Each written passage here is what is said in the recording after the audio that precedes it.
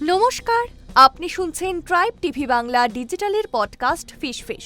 আর আমি অভিনন্দা বলছি।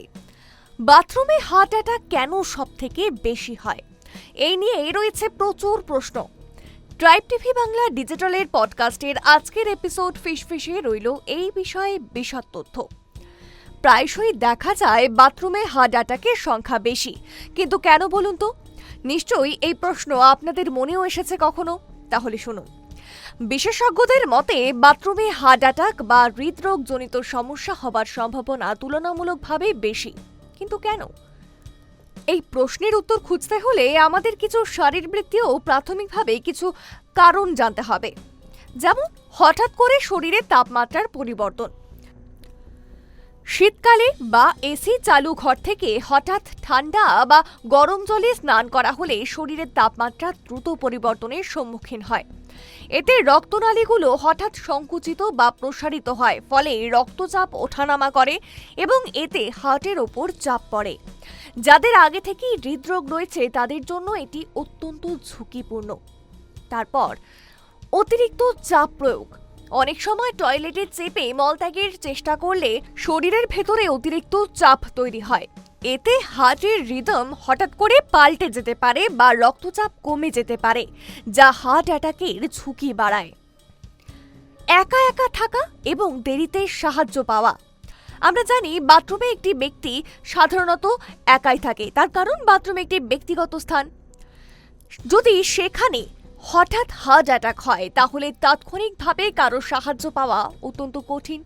সময় মতো চিকিৎসা না পেলে পরিস্থিতি আরও জটিল হয়ে যেতে পারে। তারপর রয়েছে অতিরিক্ত গরম জলে স্নান। অনেক মানুষ গরম জলে স্নান করতে ভালোবাসেন, বিশেষ করে সকালে বা শীতে।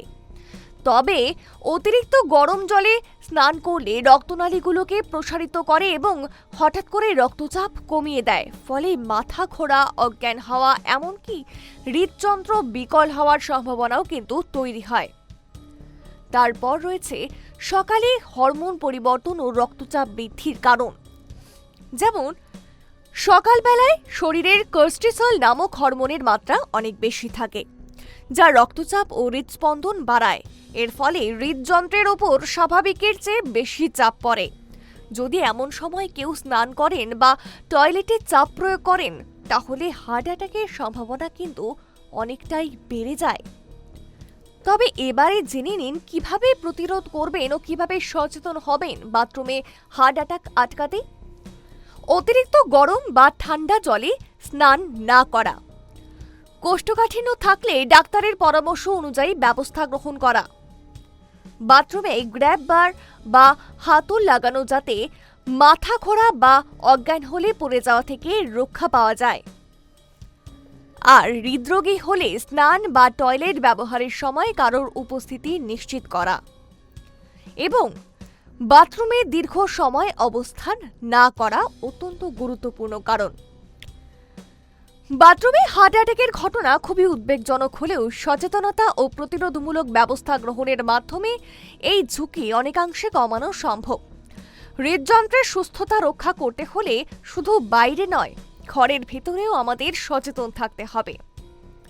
আপনাদের কেমন লাগছে ট্রাইব টিভি বাংলা ডিজিটালের পডকাস্ট ফিশ? কমেন্ট বক্সে লিখতে কিন্তু ভুলবেন না এবং তার সঙ্গে এটাও জানাবেন যে কি কি বিষয়ের উপর পডকাস্ট শুনতে আপনিও আগ্রহী।